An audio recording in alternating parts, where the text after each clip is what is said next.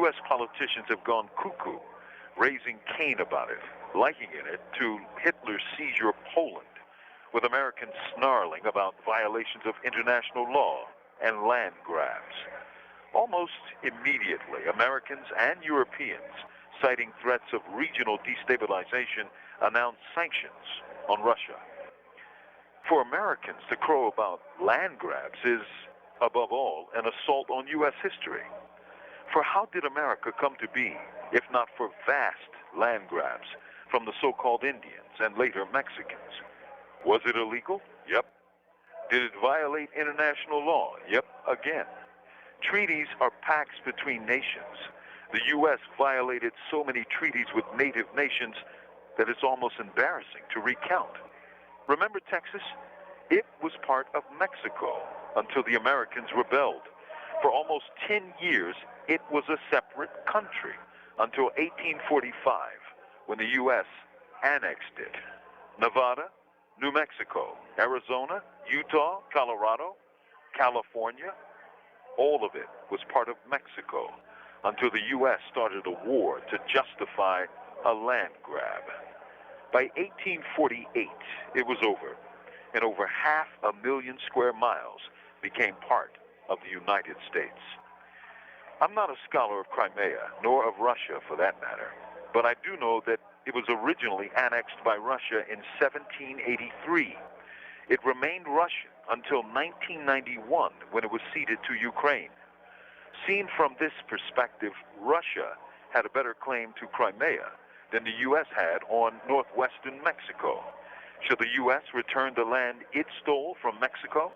Shall it then return the millions of square miles it swindled from indigenous nations by violating international treaty law? The very question seems rather silly to us, doesn't it? And yet, in 1999, our neighbor to the north, Canada, carved out a vast swath of its northwest territory and returned it to the descendants of the indigenous traditional people, the Inuit. It's called Nunavut, and it's roughly the size of the so-called Louisiana Purchase when France sold land to the U.S., doubling it overnight. The very idea is crazy in America, giving back land. In Canada, it's history. From Imprisoned Nation, this is Mumia Abu Jamal. These commentaries are recorded by Noel Hanrahan of Prison Radio. On Ben Yasharal, I will be refereeing this intellectual catch-as-catch-can. To my right, we have a powerful European young brother. His name is Kevin. Peace and blessings, Kevin. How you doing? Excellent. Welcome to the arena. I am your cut man as well.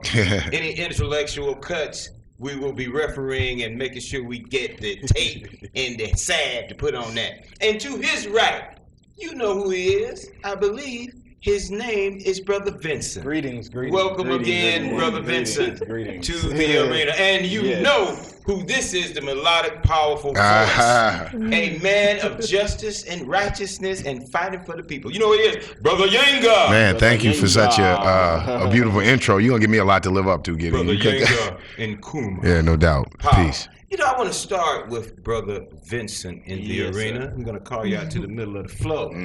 Because we're going international with this thing right here. We're going to the Ukraine. But when we talk about Ukraine, many of us, our eyes go like deer caught in the headlights. Because we're like, what? Right. First of all, give us a little, here's historical perspective and what's going on in the Ukraine. Right now, it's a little civil unrest going on in the Ukraine. At the end of 2013, about 400,000 to 800,000 people started protesting in Kiev. I believe that's the capital of Ukraine. They were protesting the current regime, President Viktor Yanukovych. Yanukovych, yes, President Yanukovych. Thank you. Who's been accused of killing his own people, who's been accused of large-scale corruption. And basically, the Ukrainian revolutionaries got tired of it. That's what they said about Saddam, right? That he was gassing his own people. Yeah. Anyway, continue, sir. Basically, the revolutionaries got tired of it. They went in mid-February, around February 20th, 21st, and they basically overthrew him and ousted him, excommunicated him from the Ukraine. Now, when we look at the Ukraine in reference to America and Russia, how does the layperson go? Whose side is the Ukraine on, and what's really what's the political strings behind the scenes with America being involved? Well, Ukraine has a lot of ties to the West, which Russia does not like. Okay. Russia is anti-American, anti-West, like most of the world. But Ukraine has a lot of ties. They've tried to incorporate into NATO back in 2006, 2008, which was again a source of contention with Russia, because Russia wants to include Ukraine in a Euro-Asian Union. I'm not exactly sure what he wants to do with this Euro-Asian Union, but I do know it is in opposition to the European Union. Wait a minute now, was that not what Gaddafi was trying to do? Create a union? Yeah. We know where Brother Gaddafi is now. I don't know if with Brother Saddam. That's right. Hello. Right. So what we've gotten to a point then, continue with trying to set up why we should see what's happening in the Ukraine is relevant here. Well, because what's going on in Ukraine is basically leading up to a civil war. And being that Ukraine is one of the largest exporters of grain and corn, that could directly affect us because it could go up on the international market by up to 20%. So that's how it could come back and directly affect the United States. In a broader sense, being that it is going into a possible civil war with Western Ukraine and Eastern Ukraine, if that happens, Russia already said they would get involved because they've already taken back Crimea, and they feel like Ukraine, the Ukraine is their little brother and should be a part of their union anyway.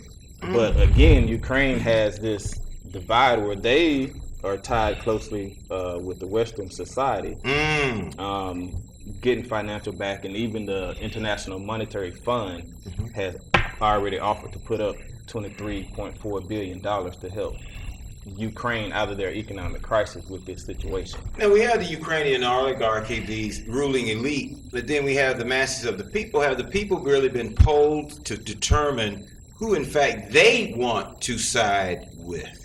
Well, the Crimean Peninsula, which was part of the Ukraine up until February 21st, when the Russian forces took it back.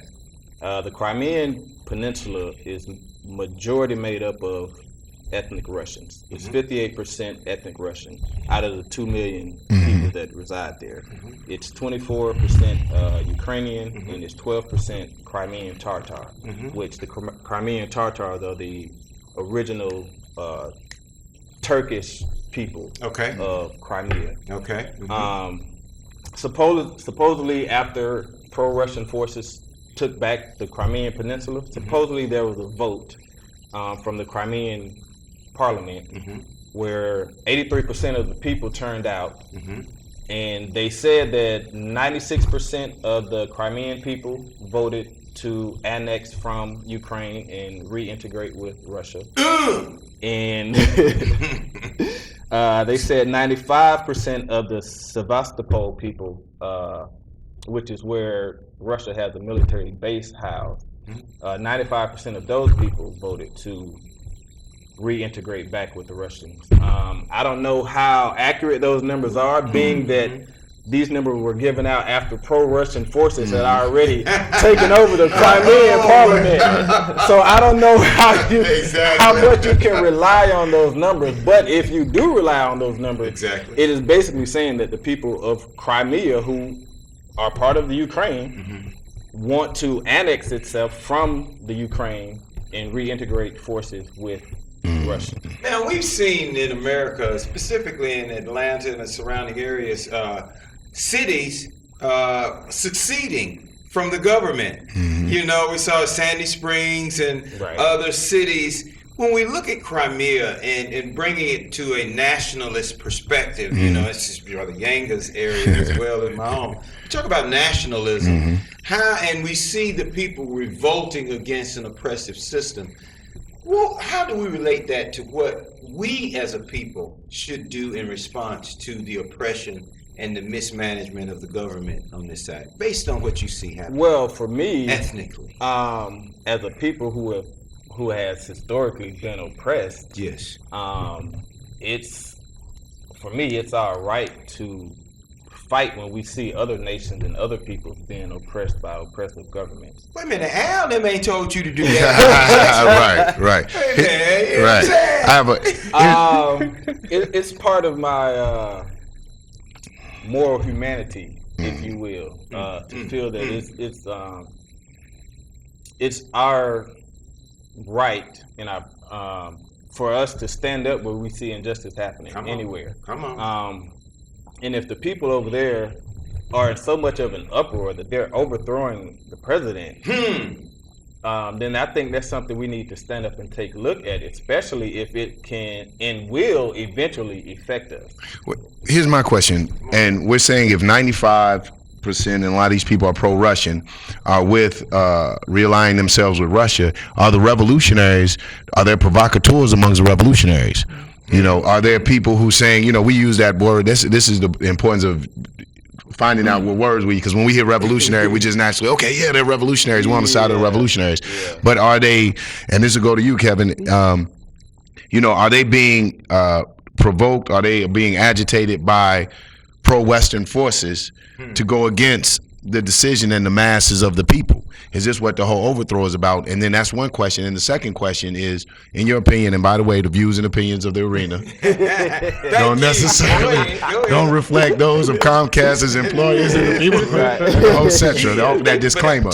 No problem. So this is my question. In your opinion, and who is in the right? In your opinion, of course. Okay, so this is what I think is important to understand. I'll get to who I might think is right, but like when we talk about the Ukraine, we can't just talk about one Ukraine, right? It's like Vince was saying, or is it Vincent? Vincent was saying, in the east and in the south, you have a lot of people who are pro-Russian, and you have an oligarchy in Ukraine for sure. But you have two oligarchies in Ukraine. You have the oligarchy that sides with Russia and is invested there and making a lot of money off of their arrangement with Russia. And then you have an oligarchy that is sided with the West and making a lot of money off of that. So their new president, Poroshenko, he was on 60 Minutes. He was, you know, having a good time. They call him He's pro-Western. He's pro-Western. They call him the Chocolate King. He owns a confectionery and makes chocolate. And he's a billionaire. And that's who we like to be in charge. We like the people with the money to be in charge, the people who understand the capitalist ideology. That's who the West wants to see in charge of the country. So now there's an argument. If you go and you listen to Russian news, there's an argument, and I don't think it's a ridiculous argument. This is just my opinion, right?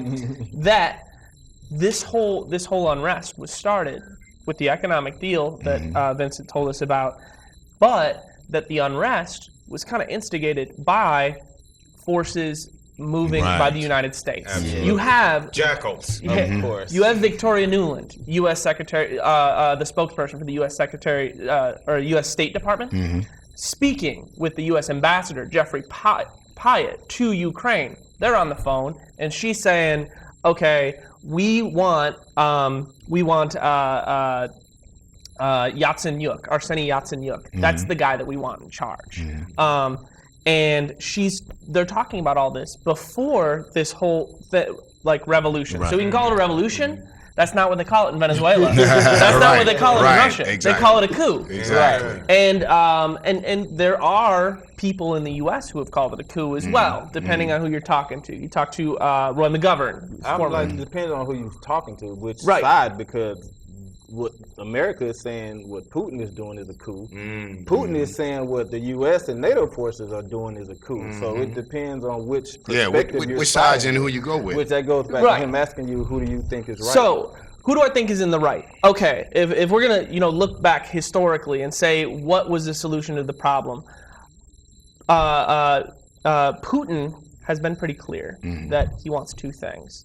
He wants equality with the U.S. When he's speaking with the U.S., especially about issues that are on the border of Russia and the economic issues with those countries and who they're aligned with militarily, aka whether they're part of NATO, he said, I want an equal voice in this. Right. And number two, I want NATO expansion to stop. NATO expansion, this was the sticking point for Gorbachev back in the 80s and early 90s. Glasnost, perestroika. Right. They said, we will reunify Germany. We'll end the Cold War, we'll reunify Germany, and Germany will become part of NATO.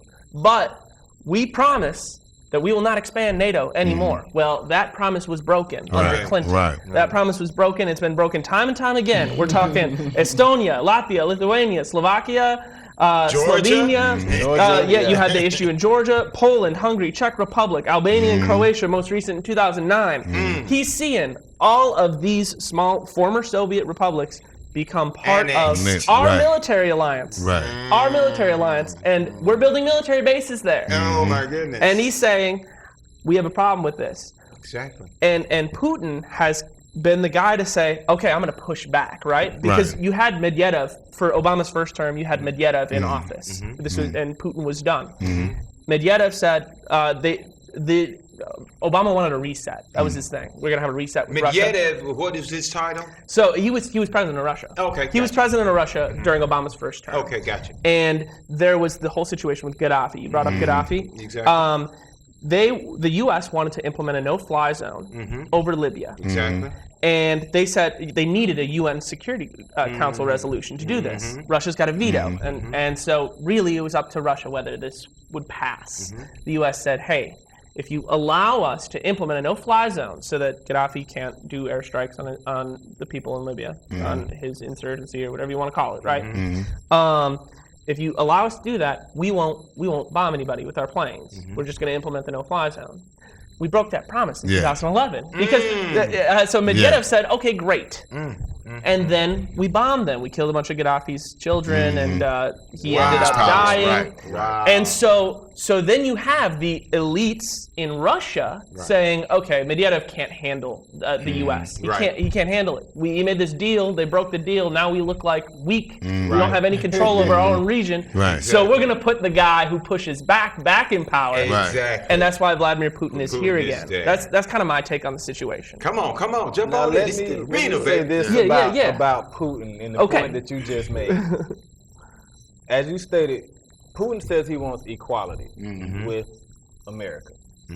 You have to read between the lines when he says that. What he means when he says that, Putin is trying to restore the reputation of Russia as being a superpower. Absolutely. And I think that, like you were saying, with NATO acquiring all these areas in its land. Annexing.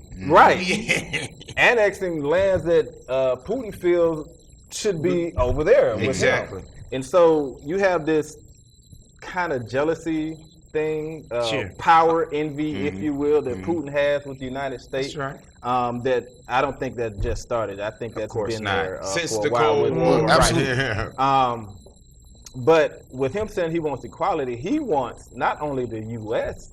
to recognize Russia as a superpower, but he wants NATO and the European Union to recognize Russia as a superpower. And he feels he's being slighted in that respect. Absolutely. So that's pushing him to move tanks and move his military machine into position. Even though he said he's moving his military over there into Crimea so that the people of Crimea can voice themselves freely, is what he said. When the U.S. and NATO saying, no, you moving those military and troops over there trying to make a power move. Absolutely. And they don't want that to happen. They don't want him to form this Eurasian Union that he's trying to do.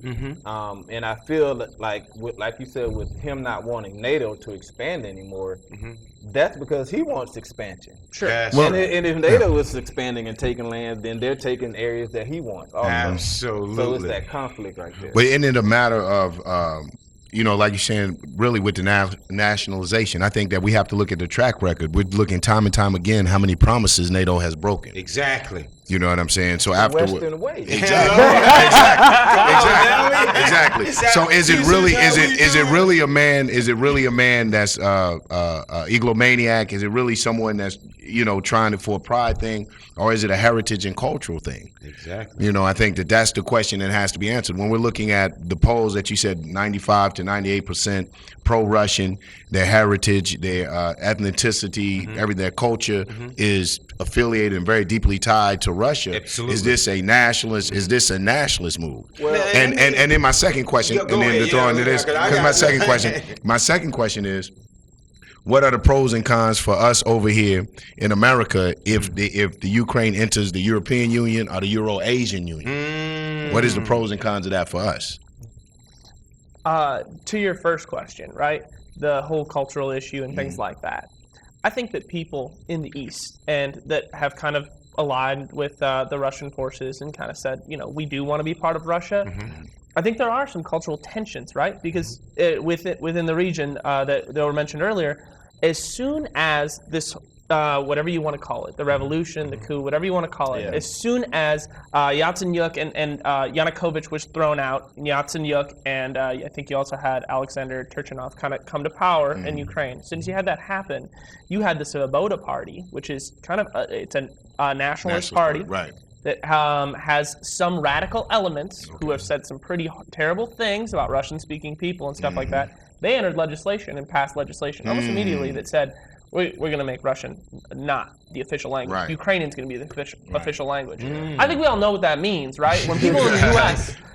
Say, we're going to make English the official language of the U.S., that comes out of white nationalism and white supremacy and all these old organizations that are saying, hey, this is our country. And that breeds, that sets the climate. And so the pro-Russian people have a reason to be upset about that. Now, that was put down. That it passed, but then the president at the time, Turchinov, said, no, we're not going to implement that. Right. But I think that adds to the cultural tension. Now, when we talk about economies of scale and we talk about this region, what is the economy like in this region? Is it something that if it's taken over, will the economy be projected to increase after the war? You know, war is money. America, see, war is not a bad word to the capitalists. Let's just keep it real. This is how they fuel their economy. So when we look at Crimea at this point, how is the economy and what do we see as the future of this area after if it goes to America, what are they saying? And if it goes to Russia, what are they saying? The economy is pretty downtrodden right now. I lost my point. The economy is pretty bad off, but Ukraine is very rich in mineral resources, coal, oil, and even some natural gases. This goes back to what you were saying about how would it benefit U.S. going over there. Now, as far as when it comes to their coal and stuff, a lot of their coal mining, they do a lot of old shipbuilding. They still do shipbuilding. They're still in the steel industry, if you will, over there. But a lot of those industries aren't very energy proficient, so they rely heavily on Russia for gas. So Ukraine gets a lot of its gas from Russia. So that's another reason why Russia wants Ukraine to be a part, because a lot of their gas pipelines run through the Ukraine. So that's one of the main reasons that they want that territory, because a lot of their gas pipelines run through the Ukraine. So, of course, that would economically benefit Russia. And as far as it, on the other side with the U.S., if we came over, what the U.S. wants to do is they want to expand the influence of the United States. They want to expand the market. They want to expand the capital of the United States. And so if we were able to have Ukraine become a part of the West or NATO, we would have those mineral resources, the coal, the oil. You know, I didn't even know they had oil over there. But when I saw that they had oil in the Ukraine, the light went on. Of course, America wants to go over there to secure some oil. But one of the things that one of the conspiracies against America is that they have placed, like you said earlier, they've placed military bases. Not necessarily military bases. They've placed people. They've placed people over in the Ukraine to help facilitate some of the dissent. Exactly, the jackals. That's right, what they're to help called. facilitate some of the dissent. Unrest. Because if they are able to go over there and implement their economic bailout package, then the problem with that is usually when the West gives money, they implement all these strict austerity, privatization. Right. We're gonna own this oil in your land.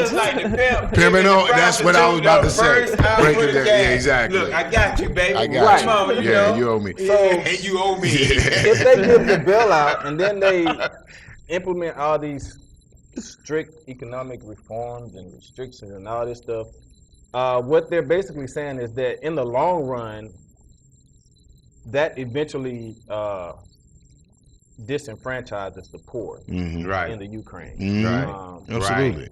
And if that happens, that's going to cause further destabilization within the economy of the Ukraine. Yeah. You know, now this is a live program, 770-559-2999. This is your program as well. We are in the arena. You want to get cut up a little bit? Jump on in. You know, now, when we talk about this issue of nationalism, we want to bring this home. Gang and I, we're nationalists. Yes. And when we look at the issue of the Ukraine, we know that this is a nationalist resurgence of upheaval for people wanting autonomy, to be able to have independence. When we look at America and our children, we have been cut off from our roots. And again, to reflect on what's happening in the Ukraine, how do we bring it home to give hope to our people in the struggle that we have to fight against oppression, governmental intrusion, and ultimately the only thing Europeans understand, and no disrespect to our brother, is the gun and killing. So is that the message our children need to get from this whole thing? We definitely don't want to go into the guns and the killing and the war. You don't want to be saved. We dealing with America, baby. The research I found, like I said earlier, war wouldn't benefit any three of the economies: United States, Russia, Ukraine. It wouldn't benefit them at all. And as far as with the Ukrainian and the Russians, if they go to war, they'll basically be fighting family, because the majority of the Russian military is made up of Russians and Ukrainians. The majority of the Ukrainian military is made up of Ukrainians, with a few Russians. So again, there's that line with the Civil War, and again, Russia already said they would jump in if there's a Civil War. Nobody wants that. That's gonna mess up our economy again. Ukraine is gonna get further destabilized, and they're one of the most farm-rich lands in the country. If anybody goes over there bombing the land, that's gonna destroy their farming. The capitalists do not care about the poor at all. And I think it goes into. I'm gonna tell you what this is really reminiscent of is with the Saddam Hussein, the Iraq and the Kuwait issue. Thank you. You know what I'm saying? I think that one of the underlying issues, what they cloud us on, is the nationalism, is the fact of the masses of people, the populace, the everyday people there. And if the people don't have a right to be connected or to reconnect with their motherland, their homeland, and their heritage, then I think that an injustice and oppression is definitely taking place. What we have here are people coming in and they're stirring, it's like you said, they're stirring up the pot. They'll call it a civil war, but when it's civil war, it's like what I struggle here with the civil rights. The reason they call it civil rights is so that it could be contained and maintained within the boundaries and the confines of the United States. But when it becomes international, when you have international laws and international atrocities happening, then you bring in the whole world. Human rights violations. So I think that on a one of the things that the questions to me, the underlying question is not just the economics, not just the resources, but do people have a right to choose who they're affiliated with based on cultural and heretical ties? You know what I'm saying? Like they're coming power, in, baby. because I mean the West is coming in. One of our biggest exporters in the West is because we don't really produce a lot of things, material goods and tangible goods anymore. One of our biggest exporters is imperialism and war. Absolutely. You know what I'm saying? So we have to, so that whole war thing a little bit. We're going to benefit from the war. Thank you. I had to jump on that too because when he kept saying it's not going to benefit anybody, come on, man. Yeah, this is what built America. Right. So we have to. So one of the things is, I think the thing is, what are the people saying? Does the EU have any polls that were taken that are saying that the masses of the people or the majority of the populace want the interim president they have now, or are people still clamoring for Yukovic? I think the important thing to remember is, again, the people of Ukraine, like I said, you have oligarchy that wants to go with Russia, oligarchy that wants to go to the U.S. and the West, but you also have people, especially the people in eastern Ukraine, want to stay with Russia, or they want their own autonomy. In the case of Donetsk and other places, that they've had these autonomous groups come up and say, okay, we are going to be in charge, because the government in Kiev, who's passing this legislation that says we can't speak Russian and things like that, doesn't represent us, because we didn't elect this government. We didn't get to vote in the election. A lot of people in eastern Ukraine didn't get to vote in the election for the new guy, right? But the people in West Ukraine, they legitimately want, they elected him. He got 54% of the popular vote, I think. So they elected Poroshenko. You could argue that they want to be integrated with the West. I think what the people want, I mean, they've been mistreated. They've been mistreated under Russian control. And so I think the reality is they're going to be mistreated under this whole IMF austerity program that is implemented, right? We give them a loan and we say, okay, now you have to privatize everything. So we're going to buy your water, we're going to buy your petroleum. So what is the economy, what is the economical structure over there in Ukraine now? Are they capitalists? Are they communists? Are they socialists? What is the...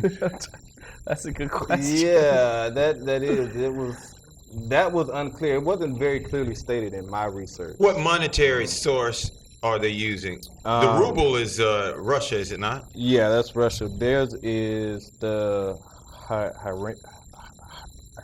Hryvnia. Okay, so they print their own money. Yeah, it's not the ruble. No, it's the hryvnia, and they said even with the unrest that the hryvnia has dropped in its economic value. What is it backed by? 8-1, and now it's 11-1 compared to the American dollar. Is that a fiat economy like America, or is it actually backed by? Because Russia's money is backed by gold. They still have gold. America's money is backed by a nuclear bomb being dropped on you. Send the military on you. Oh, you don't like our money? Okay, we got Guido and some boys. We're gonna sit down there. Oh, you good now? Okay. Right. Oh, no. That's a good. I'm not really sure what their economy is based on, but I do know that it's not good right now, and it's instead of declining, the more and more the civil unrest continues, which is why I just read something today that said President Obama is going over there. I believe within the next week. Well, this is why these so-called superpowers are vying for this power. It's like we saw in Greece. Greece's economy failed. They weren't able to pay the Social Security or anything. But of course, it's backed by America, whose economy is what? Failed. So you got the only thing, you got these economies, and most of them have failed. It's because it's all smoke and mirrors anyway. And when it's like the brother said, when you start to privatize, the poor suffer. Exactly. You know what I'm saying? The ones that are going to be disenfranchised are the poor people.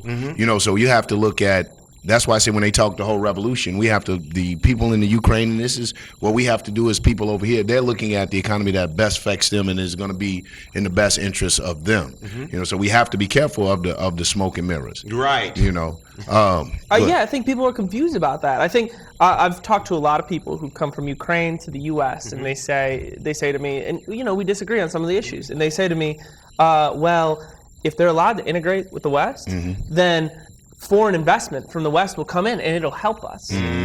I think that's a misconception. Exactly. I think that they haven't Jamaica been over here long enough. I think They can come over and stay for a minute. I think that they have been oppressed under this regime tied to Russia, and they look over here because our propaganda is pretty good. We say this is the land of the free. And so you join with us, and we'll invest in your country. What that means is we're going to buy your natural resources. And then we own them, and then you're in debt to us. Right. That's So I think the reality of it is what's going to benefit the people? Well, the people aren't going to benefit necessarily from siding with one superpower over the other.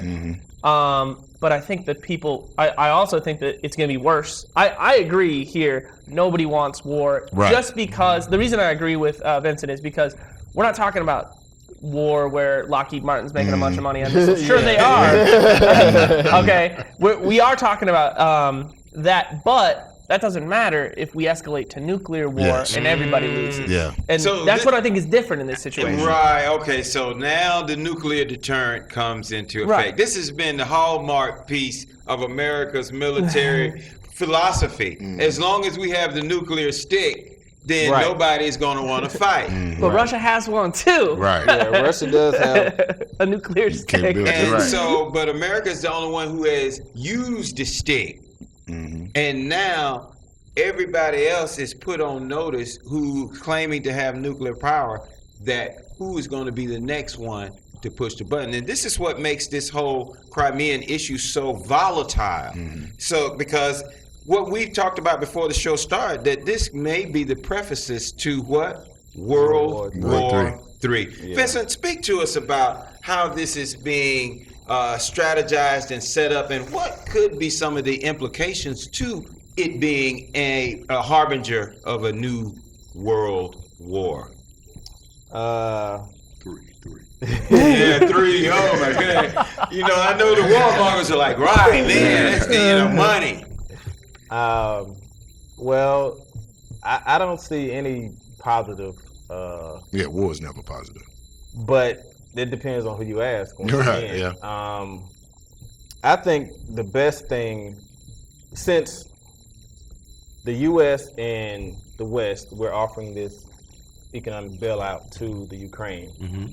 Russia had a $15 billion economic bailout on the table for the Ukraine before the upheaval, before the overthrow of President Viktor Yanukovych. So with that being said, in order to avoid World War III, I don't understand why, even if just for business purposes, why U.S. and Russia couldn't, because apparently both of them need the Ukraine for one reason or another. It would be economically feasible for Ukraine, for the U.S., and for Russia to work together in a business sense, if you will, to help alleviate the economic struggles of the Ukraine. Because one of the things the people want is they want the economic help, but there's also been, like you said, a lot of, I guess, racial tension between the East and the West. And the pro-West, pro-NATO side, they want them to come in and really put an effort in easing those tensions between the Russians and the Crimeans and the Ukrainians. But in one of the concerns, I mean, we listen when we talk about Putin and stuff, one of the concerns is the expansion of NATO, not just an economic thing. It's, like we're saying, business-wise, okay. But when you talk about survival-wise, you know what I'm saying, they stop of the expansion and influence of a pro-Western way. So isn't that one of the motivating factors in the war? I mean, it's really, I'm gonna tell you what's crazy, because like you said, we have a mean propaganda machine. So they'll throw all of these things in our way when it comes down to me being a nationalist and you too, when we know it all boils down to our survival and our continuation. You know what I'm saying? So isn't this some motivating factor for Putin? I mean, we talked about time and time again where promises were broken, and they're constantly setting up and establishing military bases. If he concedes and goes into some type of business arrangement over this economic, is it going to stop there? Is it going to stop the influence of the Western world and NATO expanding? So is he fighting for his very existence and his survival and that of his people? I mean, I'm not sitting here, I know it's going to come off. You know how the radio is. You got to have the devil's advocate. Yeah. It's a debate show. It's both right. I'm pro-Russian. I'm just stating the facts. Isn't that a motivating factor? And wouldn't that cause any man to fight? When you're looking at not just economics, But any man except the Negro. right, Go ahead. unfortunately, that you're talking about. This used to be, this capital used to be ours. You broke your promises by going into agreement with you. When you break that promise, and when I look up and have a damn military base next to the Kremlin, you know what I'm saying? In Moscow. Exactly. So how far? When do we draw the line in the sand? And when do we say that people have a right on an international scale to draw the line in the sand for their, international sovereignty? Right, exactly. When is that line drawn, and when do they have a right to that? Well, it depends on what, again, perspective in sovereignty, because Crimea has had sovereignty again since it left the Soviet Union, 91, 92. Russia is saying that the U.S. intervening is infringing on their sovereignty. Absolutely. But the United States is saying the same thing about Putin. Yeah. You're encroaching on the sovereignty of the Ukraine and Crimea by bringing your troops in. But again, then Russia argues it's a response. Right. There's two different narratives. Right. You have like one side calling the other side, and we're not listening to each other. And I think that Putin has said, and I really do think if we want peace, if we want to calm this down, we have to say, okay, he says, Ukraine should not be part of NATO. Right. This has been historically associated with Russia for 300 years. It should not be part of NATO. And the reality is, it's not just Putin, right? I mean, if he says, okay, fine, you can have Ukraine, they will kick him out of office and put somebody else in tomorrow, because he has a political class that he has to appeal to. Yes. And they love the fact that he went and drew a line in the sand and said, no, Crimea, hey, we have military base there, this is ours. Bareback, you know what I'm saying? Yeah, no, I mean, people are ecstatic about that. So I think what we have to say is, are we willing to say, okay, Ukraine will not be part of NATO? And maybe we can sit down at a negotiating table and get somewhere. But if we're not going to do that, if we're not going to even talk about it, then I think we're going to keep escalating. And I don't know. Think, one of the things that aggravates Putin again is that the West does not take Russia seriously. Yeah. Putin has made his points and his claims as far as Crimea is concerned, and them reacquiring it back into the Russian Federation, and he feels like NATO and the West are not listening to him at all. But are they? That's a question. I mean, he has a claim. Well, he just said that America doesn't take Russia seriously. Right. Because, I mean, we look at his mobilization, is that a response to an action? Right. He could have mobilized before, he could have done all of this before, but is that a response to an action? They're not taking him serious. And sometimes you push people to, But I want to throw this one out here, too, as well. Can we draw any parallels between what happened in Egypt and what we see now happening in Crimea, in the Ukraine? Because, of course, in Egypt, the people, they rallied. They, I've forgotten, what was the leader of Egypt? Hosni Mubarak, American puppet. Yeah. They ousted him. And, but then he came back with his twin. Mohamed Morsi. So, backed by America. So, at the end of the day, are we seeing a ripple effect across this country and really throughout the world? I say across this country, throughout the world, where the youth is really coming to uprisals, upheavals against the government and oppression. Would you draw a similarity between what happened in Egypt and what's happening in the Ukraine? You can draw similarities just about anywhere around the world, because once the people gets infuriated enough with being oppressed and having their rights stepped on. Exactly. There's going to be somebody, whether it's a revolutionary, a leader, or whoever, somebody's going to stand up and say enough of this, right? And that's how they ended up overthrowing President Viktor Yanukovych, because they were tired of his corruption. They were protesting somewhat peacefully for the most part until originally, right? Until this different opinions on who started the violence. Right. But how long had he been in power when we were doing something? Almost Yanukovych? 5 years. Yeah. Almost 5 years. He was a year short of his 5-year term. And that's what gets me. A lot of people don't even know that there's corruption until someone comes in on the outside and say, "Yo, he's corrupt." Right. They point him out to be. They point him out to be. Right. Point him out to be. And so even with the protests, with the people trying to initially peacefully protest this man and his corruption, he and his regime started killing the protesters with snipers.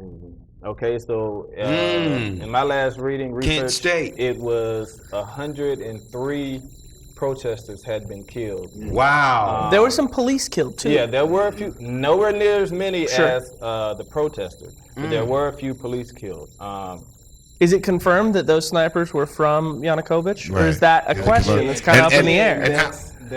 And how hypocritical. I mean, that's so hypocritical. How hypocritical go in there and say these war crimes. We still waiting on, when our leaders and then have been knocked off, completely knocked off when Bush, I mean, because NATO in the U.S. and the West, they like to scream how Putin is violating all these international laws.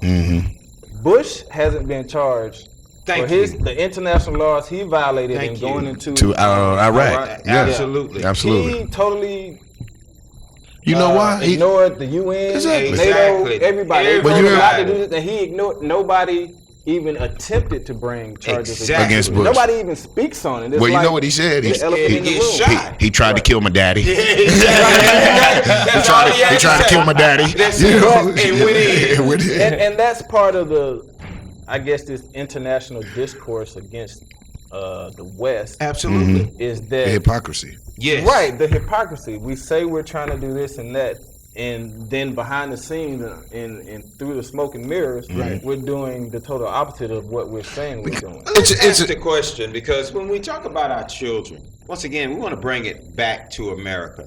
We saw, what was it called? The group, the radical group, the Tea Party. We saw Occupy Atlanta. I mean, this is as radical as Whitey is letting us get these days. Right. You know what I'm saying? Now, Occupy, a few people got arrested. One guy carried an AK around. It's a wrap. Right? After that, you know what I'm saying? We back roasting hot dogs and singing in the park picnicking. Well, they give you that's what they do. They give you. You find that too in the Black Nationals organization. They give you a revolutionary movement. This is to quell. You know what I'm saying? We say, okay, here's your revolution. You can join that. Right. As long as it's controlled and confined. Revolution is spontaneous. I think that what we have. As long as you have your permit. Right, as long as you have your permit, get a permit. So they give you revolutionary leaders, they give you a revolutionary organization to belong to that's still in cahoots. I think what we have here, like to me, with a bigger picture with the EU, is really a spread of European supremacy. Exactly. You know what I'm saying? And you find here the Russians fighting who are Asian people, who are Asiatic people. Yes. You know what I'm saying? Fighting for their identity and the right to maintain and uphold their culture.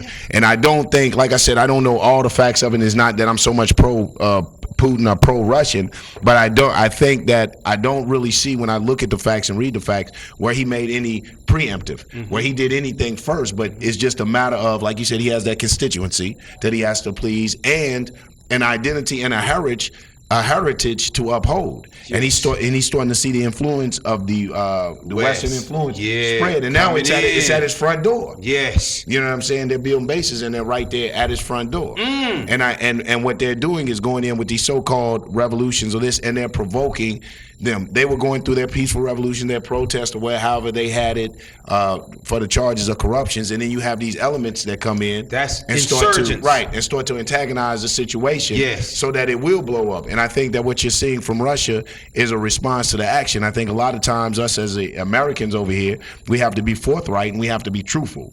We have to stop having a blind allegiance and pledging a blind allegiance and not hold our leaders accountable to crimes against humanity and crimes against the world. Yes. Whether they be physical, economic, or whatever. And that's just going to be the bottom line of that, regardless of how they mark us as not being anti-American, it's being pro-human. Yes. You know what I'm saying? And we as Americans over here have the responsibility, being in the front yard or being in the house of these people who do these atrocities and back and support people who do the unthinkable, that we have the responsibility to bring this to the world's attention. Bring it locally, how it affects us. And then start to try to affect some type of change. Yes, absolutely. Now, Kevin, when you talk about this issue, youthful response, lawful dissent, What do you see in the future of American children as we see this collision coming with the capitalist corporate minds of the world and those who really love the earth and humanity and nature and want to live with some clean air and what's left of clean water? What do you see as a young man and you're really a well-versed international watcher? Just give us a young man's perspective of the future. Well, I mean, I honestly have to base my perspective on the people I surround myself with. And so I would say here in Georgia right now, I've been here 2 years. And I think 2008, the economic crash in the United States, it affected a lot of people. And a lot of people lost their homes. And it was really terrible. And then you had Occupy. And I wasn't here during the Occupy movement in Atlanta, but one of my good friends, Dawn Gibson, she was very much a member, and she said, and I think she's right, she said that Occupy changed the conversation. There was a boldness to Occupy. There was this kind of like, people are not afraid anymore. They're not afraid to stand up and say, hey, look, I understand that we're breaking the law, but sometimes you got they are breaking the law. Right. Yeah, and who makes the laws? And what do these laws mean? Right. And people were really starting to think for themselves. And I think now we have this conversation of, hey, what the people want in this country, what people really would like to see happen in this country. I mean, expanding Medicaid, for example, in Georgia. I know that's a small step, but I think it's an important step. People are now saying, that's something worth fighting for. That's something that I'll go get arrested for. We saw, 40, 50 people get arrested here in Atlanta. Go into Governor Deal's office and say, look, you signed Medicaid expansion or I'm not leaving. And I mean, I met at, just yesterday, a young girl here in Atlanta, 16 years old. She didn't even tell her mom that she was going to do this. And she did it. She walked in there and she got arrested. And she's, I mean, I was not like that at 16. Yeah. I don't know what your experience was like. I mean, I was flying up at 16. But anyway. And this is not, a girl who's just looking to get attention or anything like that. This is a young, educated person who has informed herself on issues, and I was blown away. So I think seeing that inspires me and tells me people are starting at least to look at things differently. Vincent, I don't know. Is getting arrested going to do it? I mean, in the civil rights, Jesse. Make me look, okay. Right. How many of them been arrested? I know you're getting at. Right. I mean, is that it? But we can't say that movement didn't have an impact. The civil rights movement in the 60s and getting arrested. We can't say that didn't have an impact. So with what Kevin just said, with seeing more young people come together, it's hard to get young people to come together. Absolutely. Y'all been dumbed down. Yeah. We've been We've been dumbed down for so many generations. Exactly. That it's hard to pull them away from the Xbox and pull them away from the internet.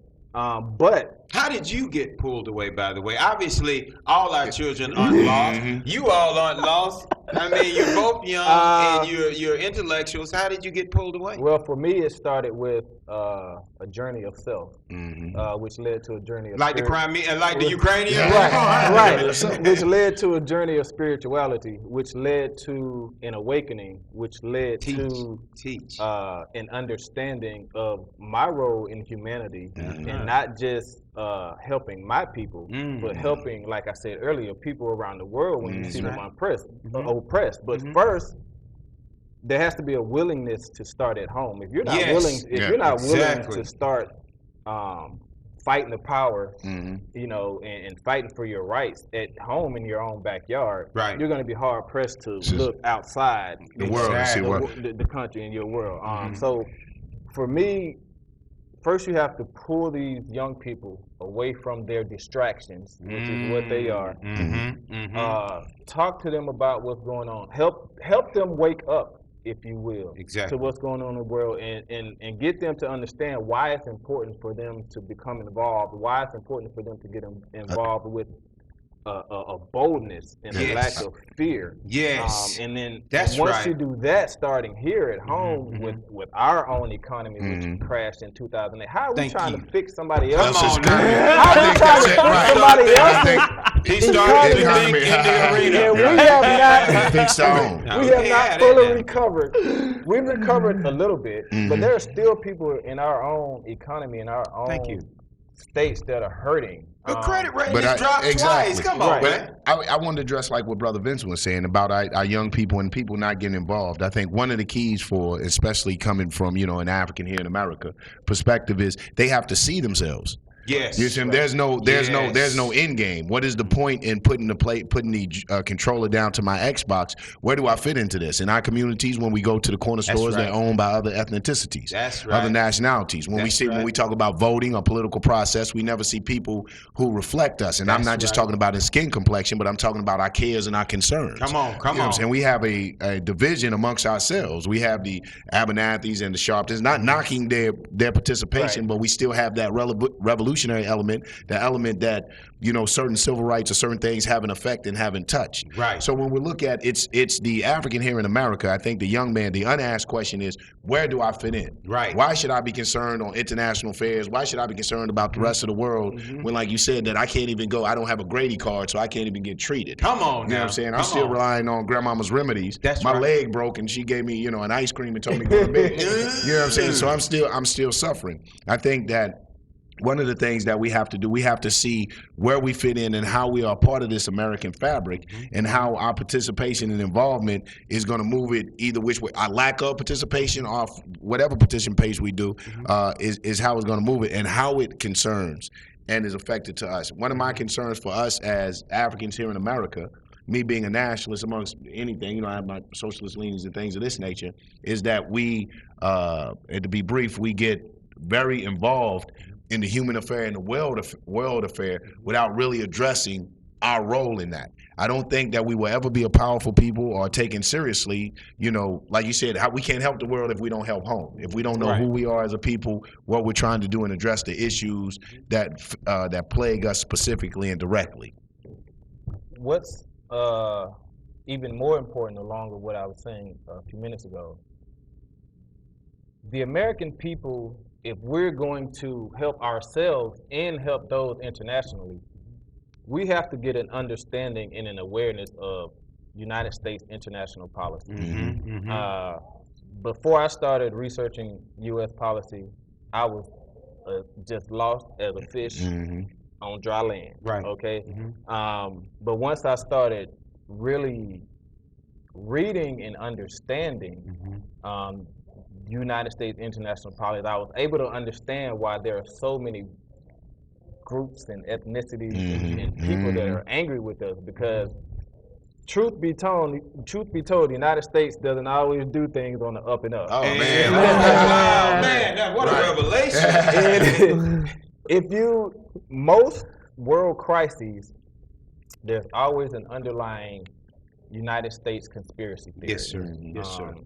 Even with this Ukrainian thing, as far as them putting our people in place to cause dissent in Ukraine, so we can ultimately meet our economically strategic destabilize the area. You know what I mean? Right. Yes, sir.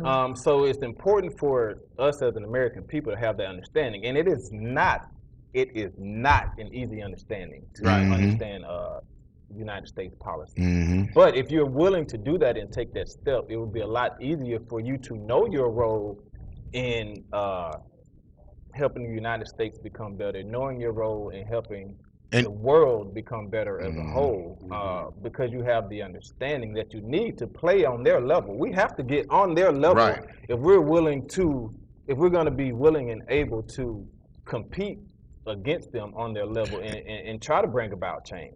Let me jump in there real quick because I know we're running down time. And I think one of the importance is like what Brother Vincent is saying, the understanding international policy and things, because you'll find what's happening in the Ukraine still happening here to us today. Right. It'll help us to take our issues from civil rights issues, us as Africans here in America, to a human rights violation. Right. You know what I'm saying? Some of the things that we're being systematically targeted for our ethnicity. We find the same thing going on in the Ukraine.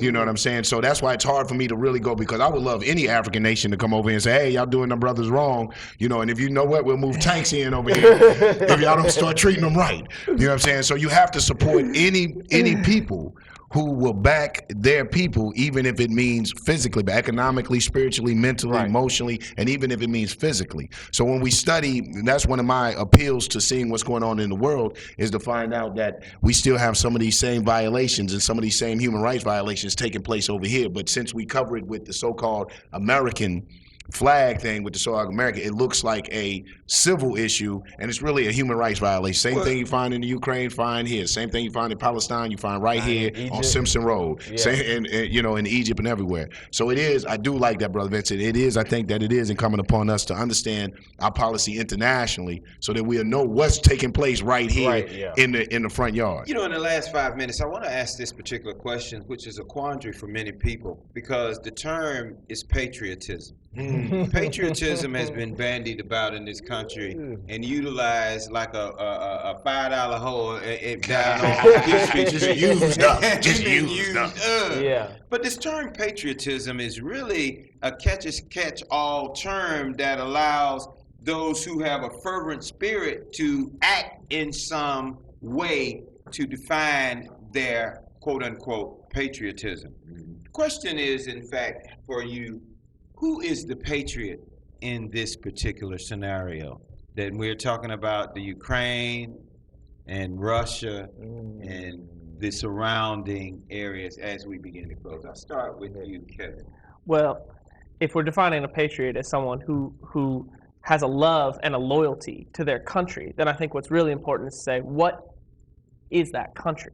Is it the property of the people who own and control everything, or is it the people who exist and live and struggle within the country? And I think that for me, if I'm careful not to identify myself as a patriot, because I think there's a whole lot of baggage that goes with that. There's a whole lot of baggage that goes with that. But if you really want to talk about what a patriot is, it's somebody who wants the best for their country. Right. I want the best for the people in this country. Does that make me a patriot? I hope so. Absolutely. Was that a political answer? That was a political answer. He got my vote. That was straight politician there. You asked me who's not getting the Matrix. You said who's the real patriot? Right.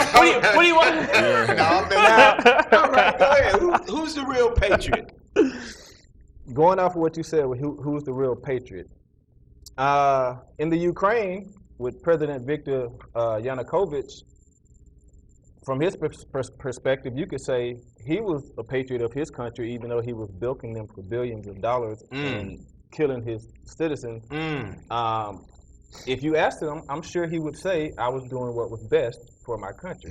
And under your definition, he would consider that patriotism. Right. Now, the Ukrainian revolutionaries who overthrew him